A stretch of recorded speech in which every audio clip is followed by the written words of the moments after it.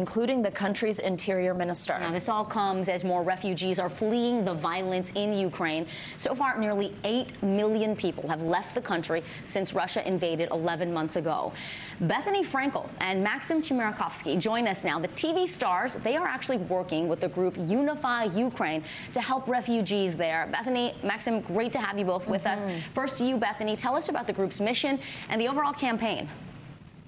The overall campaign is because we are nearing a year into this war in Ukraine, that while Americans have been so incredible and supported, most people have forgotten and don't even know that it's still going on. Is that still going on is a very common question. So Unify Ukraine campaign.org is where you can find out about how to post a sunflower, the flower that represents peace, hope, and happiness.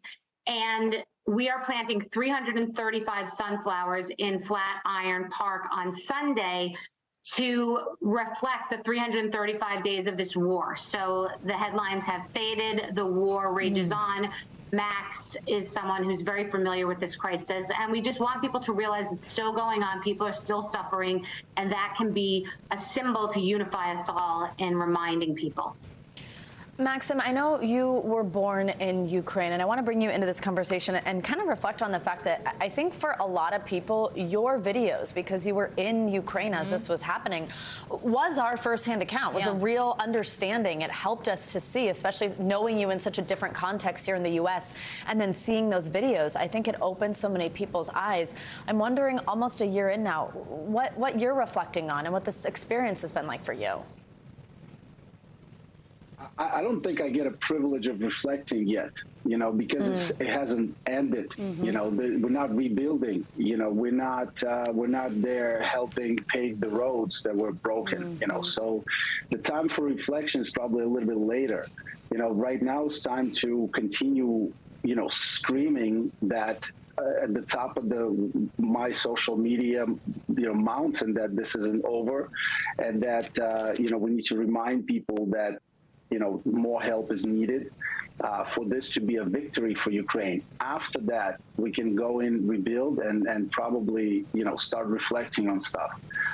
At the moment, I feel like this had gone to the point where the Ukrainian person had proven to be the type of person that's worth helping in this effort. A lot of times, you know, countries from afar don't really want to get into the situation because the people don't stand up for themselves. This country stood up before we started delivering weapons, before, you know, all the European partners started helping. So I think that Ukraine has proven its, you know, necessity, its worth, its obviously resilience, and we all should continue helping with whatever efforts that we can. I think we certainly all feel for the people of Ukraine who are in this position, the families, the children. Maksim, we were following you on social media, and we saw you as you were basically trying to make your way out of Ukraine. Can you take us back and explain how that all came together, how you ended up back in the States? Well, I mean, I was looking at the images that you guys were putting up, and most of them were from train stations, because that was the only form of transportation that was, you know, sort of like going in and out. But, you know, not because she's sitting here and she hates when I do this, but Bethenny was the first person that I basically got in contact with while I was still in Kyiv. She directed me at first and foremost what to do.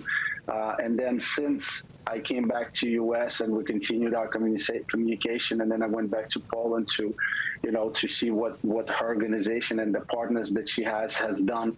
You know, I started understanding, she started directing me on how to think about this and how to apply myself. So I'm very grateful to be, you know, Bethenny's partner in this, and, you know, that we're here together.